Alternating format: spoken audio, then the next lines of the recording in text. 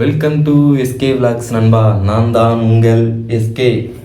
இன்றைக்கான வீடியோவில் நம்ம என்ன பார்க்க போகிறோன்னா, இந்த விஷயம் கண்டிப்பாக எனக்கு பேசியே ஆகணும்னு சொல்லிட்டு நான் நினச்சிட்டு இருந்தேன். அதுக்கான டைம் பார்த்திங்கன்னா இன்றைக்கி தான் அமைஞ்சிருக்கு எனக்கு.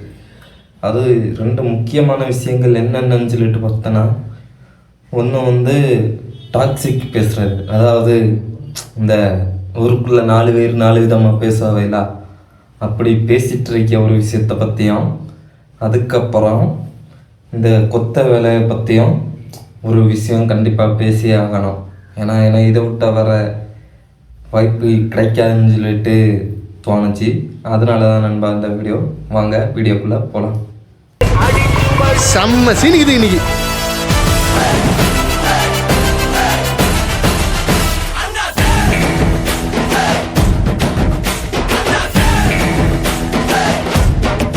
நம்ம இப்போ சொன்ன அந்த டாக்ஸிக்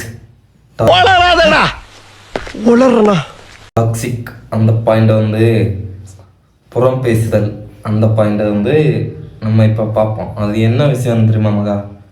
நான் அந்த எக்ஸிபிஷன் வீடியோ போட்டிருந்தேன் தெரியுமா? அப்போ அது ஃப்ரெண்ட்ஸ் கூட தான் போயிருந்தேன். விஜய், சிவப்பிரியா அவங்க 2 பேருமே எனக்கு ஃப்ரெண்ட் தான். அவங்க கூட தான் அப்படி போயிருந்தேன். அப்போது இந்த ஊரில் ஆதரவு வட்ட 5-6 ஆண்டிஸ் மரம் இருப்பாள் தெரியுமா? அவ்வளோ எல்லாம் சேர்ந்து ஒரே கதைனா என்ன மைனி கேட்டியலா, மற்றவரு மோகம் இருக்கான் இல்லை, வேற அவள் பெண்டட்டியை ஊரில் விட்டுட்டு வேற ஒரு குட்டியை கூட சுற்றிட்டு அப்படின்னு சொல்லிட்டு ஒரு சைடில் பரப்படியா, இன்னொரு சைடில் ஒருத்தி அண்ணே கேட்டியலா இப்படியான விஷயம் மற்றவன் வேற ஒன்று வச்சிருக்கேன் அப்படின்னு அடத்தால். சாரி நண்பா, நம்ம அந்த விஷயங்களெல்லாம் அப்படி கேட்க நான் டென்ஷன் ஆகிட்டு. சும்மா ஒரு ஃப்ரெண்டு கூட ஒரு பொண்ணு கூட பேசுனாலே அது லவ் தானா?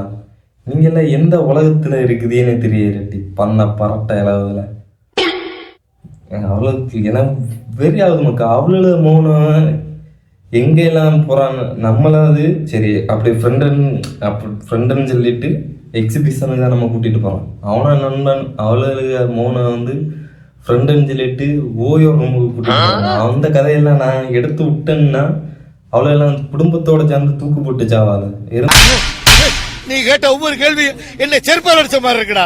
நமக்கு அது ஒன்றும் தேவையில்லைன்னு சொல்லிட்டு நம்ம வேலையை நம்ம பார்த்துட்டு இருந்தாலும் அந்த ஆதரவற்ற 5 ஆண்டிஸ் மரம் நம்மளையே தான் ஃபுல்லாக டார்கெட் பண்ணிகிட்டே இருக்காங்க. அதுக்கு என்ன பண்ணுறதுன்னு ஒன்றுமே தெரியல மக்களை கிட்டேலாம். சரி, முதல் விஷயம் இது முடிஞ்சா, இப்போ அது முடிஞ்சா அதுக்கு அடுத்தது என்னன்னா கொத்த வேலை. கொத்த வேலை என்ன பிரச்சனைன்னு சொல்லிட்டு கேட்டிங்கன்னா, அது எனக்கு கூட ஒரு அண்ணன் வேலை செய்துட்டு இருக்காரு. அவர் இன்னும் மேரேஜ் ஆகலை. ஆனால் அவர் இந்த குடிப்பழக்கம், சிகரெட் அடிக்கிறது, ஒரு கெட்ட பழக்கமே ஒன்றுமே கிடையாது. மொத்தத்தில் சொல்ல போனால் அந்த அண்ணன் ஒரு டீடோட்டலர் மாதிரி அப்படி இருக்கிற சூப்பரான தங்கம்மா, அந்த பையன் தங்கம் அப்படின்னு சொல்லி அதில் உள்ள ஒரு குட் கேரக்டர். அவருக்கு சம்மந்தம் பார்க்கன்னு சொல்லிட்டு பேயாச்சு பார்த்துடுங்க. அவைய பேரிக்கவா அந்த அண்ணன் தான் கதை என்கிட்ட சின்னார். நாங்கள் வேலை செய்துட்டு இருக்கீங்க கதை சின்னார். அப்போ சம்மந்தம் பார்க்கன்னு சொல்லிட்டு பேயாச்சு. அப்போ போனதும் பொண்ணுக்கு அவர் பார்க்க ஆளெல்லாம் ஸ்டைலாக சூப்பராக இருப்பார். அவர் பொண்ணு பார்த்தவங்க பிடிச்சிருக்கு. அவையெல்லாம் சரி ஓகே அப்படி இப்படின்னு சொல்லியாச்சு. அதுக்கப்புறம் என்னன்னா மாப்பிள்ளை என்ன வேலை செய்யாரு அப்படின்னு சொல்லிட்டு பொண்ணு கேட்டுருக்கு. அப்போ அவரை சொல்லியாரு அது கொத்த வேலைங்க. கொத்த வேலையா இல்லை ஏன்னா பிடிக்கலை அப்படின்னு சொல்லிட்டு அப்படியே பிளைட்டை மாற்றி விட்டுட்டா அந்த பொண்ணு வீட்டில். என்னங்க எனக்கு ஒன்றுமே புரியல. அதுதானப்பா எனக்கும் புரியல. அது கொத்த வேலைன்னா உங்களுக்கு என்ன குறைன்னு சொல்லிட்டு நான் கேட்கேன். நம்ம உண்மையாக நேர்மையாக எந்த தொழில் செய்தாலும் அது தப்பே கிடையாது. கேவலம் அது என்ன கேவலம்? கொத்த வேலைன்னா கேவலமா உங்களுக்கு? நீங்கள் இருக்கிற வீடு, இந்த உலகத்தில் இருக்க எல்லா பில்டிங்கும் கட்டினது எங்களை மாதிரிப்பட்ட கொத்த மரம் தான் கையாளர்களும் சேர்ந்து தான் கட்டினது. நீங்கள் எவ்வளோ பெரிய ஆளாக இருந்தாலும் சரி, அம்பானி யாராக இருந்தாலும் சரி, இல்லை அதுக்கும் மேலே யாராக இருந்தாலும் சரி, உங்களுக்கு இங்கே மழை வெயில் இதுலாம் சேஃப்டியாக இருக்கிறதான வீடு யார் கட்டினா? நீங்கள் கட்டினீங்க. நீங்கள் கட்டினது கிடையாது. உங்களால் ரூபா ஒத்தைக்கு தான் கொடுக்கணும். ஆனால் களத்தில் இறங்கி கஷ்டப்பட்டு ரத்தம் சிந்தி உழைக்கிறது வந்து எங்கள் கொத்த மரம் தான். அதனால் யாராக இருந்தாலும் சொல்லி மக்கா கொத்த வேலையை பற்றி தப்பாக பேசவே பேசாதீங்க. கொத்த வேலை வந்து உங்களுக்கு வேணால் வெத்தான வேலையாக இருக்கலாம், எங்களுக்கு வந்து கொத்த வேலை வந்து எங்கள் தெய்வம். அது மட்டும் இல்லை, நான் இப்போவும் கெத்தா சொல்லேன், இது வந்து கொத்த வேலை கிடையாது, கெத்தான வேலை. நம்ம யாருன்றது முக்கியம் இல்லை, நம்மளால என்ன முடியுன்றது தான் முக்கியம். நமக்கு செட் ஆகுதுல்ல இந்த டைலாக்? எஸ் சார், நான் வச்சுக்கிறேன்.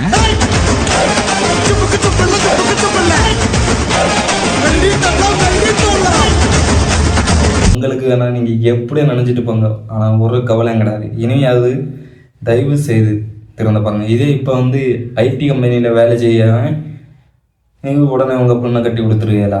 அவன் நான் வந்துட்டு குடிச்சிட்டு நடப்பீங்கன்னா என்ன செய்தாலும் தப்பு கிடையாது. ஏன்னா அவன் வந்து ஐடி வேலைக்காரன். இவன் கொத்த வேலை செய்யாமல் குடித்தாமல் இருந்தாலும் கெட்டான். கேட்டுதான் தலைவா. என்னடா உங்கள் நியாயம்? ஆனால் இந்த உலகத்துலேயும் நம்ம இருக்கமே கடவுளே. ஒன்றே தெரிஞ்சில்லையாக்கா, நீங்கள் செய்கிற தொழில் வந்து உங்கள் மனசுக்கு பிடிச்சி உங்களுக்கு பிடிச்சி முடிஞ்ச அளவு இல்லை, நீங்கள் நேர்மையாக செய்தாலே போதும். மக்களே, எல்லா தொழிலுமே நல்லது தான். எந்த ஒரு தொழிலும் தப்பாக இந்த பொய் சொல்லி திருடி பேசுறது அதுதான் தப்பே தவிர நீங்கள் உழைக்கிறது தப்பே கிடையாது. என்ன வேலை செய்தாலும் சரி. அதனால் எந்த தொழிலையும் கேவலமாக பார்க்காதீங்க. அதுக்கு குறுக்க யாரு வந்தாலும் சரி, யாரு வந்தாலும் தட்டி கேட்பேன். எனக்கு பேசினா நான் இன்னும் நிறைய பேசிகிட்டே இருப்பேன். அவ்வளோ ஆதங்கம் பெரிய இங்கே நடக்கிய கதைகள் எல்லாம் கேட்க நேரம் நான் அதுக்காண்டி அவர் நடந்தது போல் இன்னும் வேறு யாருக்கும் நடக்காது. கொத்த வேலையிலே எல்லாவனும் கொடூரமானவனும் கிடையாது, நல்ல வேலையும் இருக்காவ. ஒரு 1-2 பேர் கொஞ்சம் தப்பானவங்களாக இருக்கலாம். ஆனால் அதுக்குன்னு சொல்லிட்டு எல்லாரையுமே குத்தம் சொல்ல முடியாது. ஏன்னா எல்லா தொழிலையுமே இருக்க ஒரு விஷயம் தான். ஒருத்தன் நல்லவனும் ஒருத்தர் இருந்தால் கண்டிப்பாக கெட்டவனும் ஒருத்தர் இருப்பான் ஒரே இடத்துல. அது வந்து நம்ம வாழ்க்கையோட சேர்ந்து இருக்கதான் நண்பா. ஆனால் அதுக்குன்னு சொல்லிட்டு இப்போ நல்லவன்கிட்ட வந்து ஒன்றுமே இல்லை, கெட்டவன்கிட்ட இருக்குது, பணம் இருக்குது. அப்போ அதுக்குன்னு சொல்லிட்டு இப்போ நம்ம உலகம் எப்படி பார்க்குதுன்னா, பணம் இருக்கிறவன் நல்லவன், பணம் இல்லாதவன் கெட்டவன். எந்த ஒரு விஷயம் நடந்தாலும் பணம் இல்லாதவன் மேலே அப்படிதான் வந்து நம்ம உலகம் வந்து போயிட்டுருக்கு. தயவு செய்து அதை மட்டும் நினைக்காதீங்க. எல்லாருமே ஒரு சூழ்நிலையில் எல்லாமே நடக்கும். இப்போ வேணால் உங்கள்கிட்ட ஒன்றும் இல்லாமல் இருக்கலாம், ஆனால் கண்டிப்பாக ஒரு நாள் ஜெயிப்போன்னு சொல்லிட்டு உறுதியோட போகிறாங்க நண்பா. ஒரு இதோ நீங்கள் யோசிக்க வேணும். கஷ்டப்பட்ட வெற்றி கண்டிப்பாக நிச்சயம். அவ்வளோதான் மக்களே இந்த வீடியோ வந்து உங்களுக்கு பிடிச்சிருந்துச்சுன்னா மறக்காமல் லைக் பண்ணுங்கள், ஷேர் பண்ணுங்கள், அதோட நம்ம சேனலை சப்ஸ்கிரைப் பண்ணுங்கள். Love you all. Tata, bye by.